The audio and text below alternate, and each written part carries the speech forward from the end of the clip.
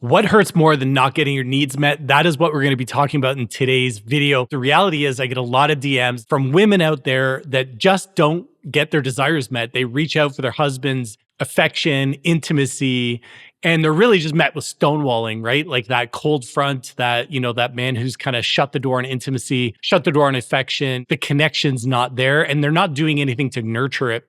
This issue is near and dear to my heart. Why? Because for me, I have what's called an intimacy dashboard in my relationship. We are intimate regular. It's always got to be that way because we don't want to live in a roommateship. We want to live in a partnership. We want to be romantically connected and engaged with one another. If the intimacy, the affection wasn't happening, we'd be in deep, deep trouble. And that's the whole purpose of this video. Because what do you do when you reach out and ask for more intimacy, more sex, more affection, and you're just met with stonewalling? You have to think that they don't actually want to be in a loveless, intimacy deprived marriage either. They're likely in their own form of pain. It's not normal for us to be in a romantic partnership and then not be able to be sexually intimate with our partner. So there's something major going on there, whether it's emotional, whether it's mental. There could be, mental health challenges going on. Could also just be physical. And it's most likely physical. I would always jump to the physical issues, the physical reasons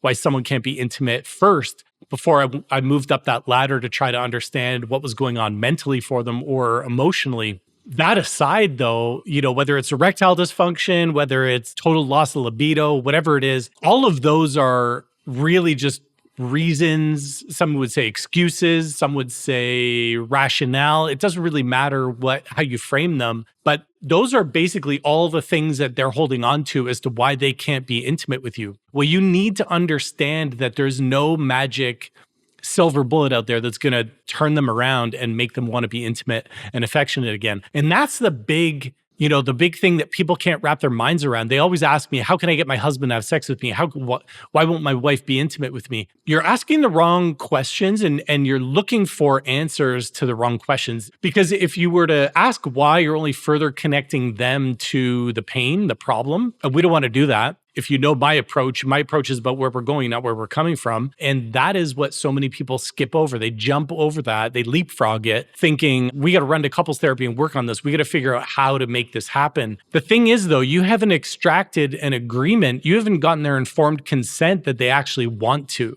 The first place to start is, will you participate in the repair of our physical connection? If they won't participate, then we've got a desired issue, but not a desire for intimacy issue, a desire to repair issue. Because step one is they agree, yes, I want to repair our sexual relationship. Step two is I want to have the desire to learn how. And then from there, we figure out the how-to. From there, we go to the doctors, we go to the couples therapist, the sex therapist. And so the words I want to give you today are meant to tease out of them exactly that consent, that buy-in to participate in the repair of your physical connection. You need a willing customer. You need their buy-in to solve this problem. The other picture I want to paint in your mind is one of that child. See, I've got a 12-year-old and a 9-year-old, and they love ice cream. So if I say to my wife, I was thinking about taking the girls out for ice cream today, if either of my kids catches wind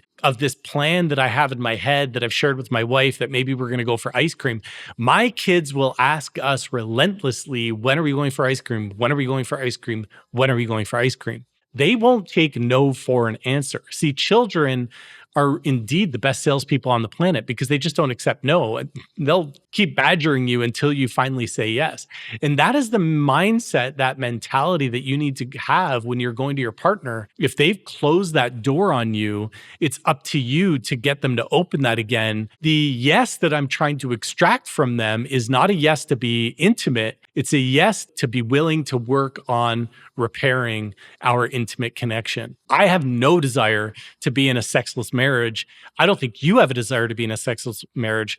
So if that's the case, why should you accept a partner who's unwilling to even participate in trying to figure out how to be intimate again, trying to figure out how to be affectionate again. So you go to them and say, time is running out. This is a giant threat to our marriage. It's also a giant threat that I'm not willing to back down from, and I'm not willing to accept no or your unwillingness to repair this connection.